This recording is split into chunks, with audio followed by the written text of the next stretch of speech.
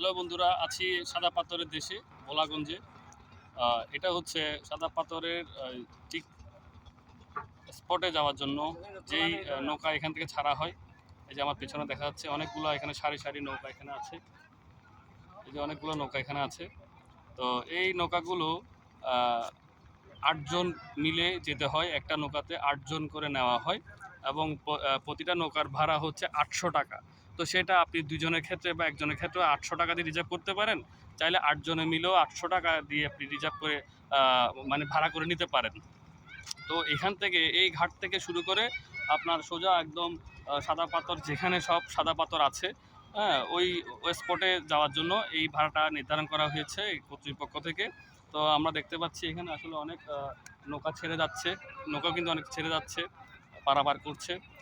তো আপনারা যারা এখানে ভোলাগঞ্জে সাদা পাথর দেখতে আসবেন তারা খেয়াল রাখবেন যে এখানে ভাড়া ৮০০ টাকা নেওয়া হয় নৌকা পারাপারের জন্য। সেটা আপনি ৮ জন মিলেও করতে পারেন, চাইলে একা চাইলে রিজার্ভ করতে পারেন। হ্যাঁ, তো সবচেয়ে ভালো হয় আসলে যদি আপনারা যদি ২ জন থাকেন বা একজন থাকেন তাহলে শেয়ারে কয়েকটা গ্রুপের সাথে বা কয়েকজনের সাথে মিলে আপনি চাইলে সেই ভোট ভাড়া করতে পারেন। তো এই হলো আমার আজকের ইনফরমেশন। ধন্যবাদ।